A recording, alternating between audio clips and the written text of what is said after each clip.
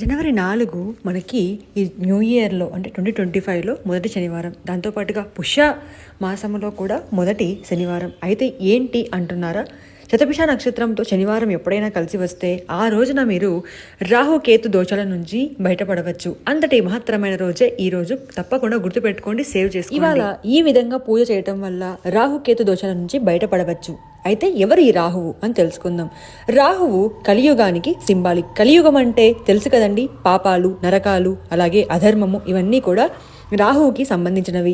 ఈ రాహువు మన యొక్క జాతకంలో ఎక్కువగా ఉన్నాడు, ప్రభావితం చేస్తున్నాడు అనుకోండి, మన కోరికలు తీరవు, విజయాలను సాధించాలను దూరం చేస్తాడు, ఫైనాన్షియల్ గా ఇబ్బందులు పెడతాడు. దాంతోపాటు కేతువు మనం చేయాల్సిన పనిపైన కాన్సన్ట్రేషన్ అనేది లేకుండా చేస్తూ ఉంటాడు. అయితే ఇంతటి మహత్తరమైన రోజున శని భగవాను పూజించడం, తైలాభిషేకం చేయించడం. మరి కేతువుకి మనం ఏం చేయాలి అంటే శివుడికి రుద్రాభిషేకం చేయించుకోవాలి, శివనామస్మరణ చేస్తూ ఉండాలి. దాంతోపాటుగా రాహుకేతు పూజలు, హోమాలు, శాంతి హోమాలు ఇలాంటివి చేయటం వల్ల, దాంతోపాటుగా నవగ్రహాలలో రాహువు కేతువు ఉంటాడు కదా, అక్కడ కూడా వెళ్ళి ఒక దీపాన్ని వెలిగించి రావటం వలన, నవగ్రహాలు చుట్టడం వల్ల జీవితంలో కొంత ఉపశమనం, కష్టాల నుంచి ఉపశమనం అనేది కలుగుతుంది.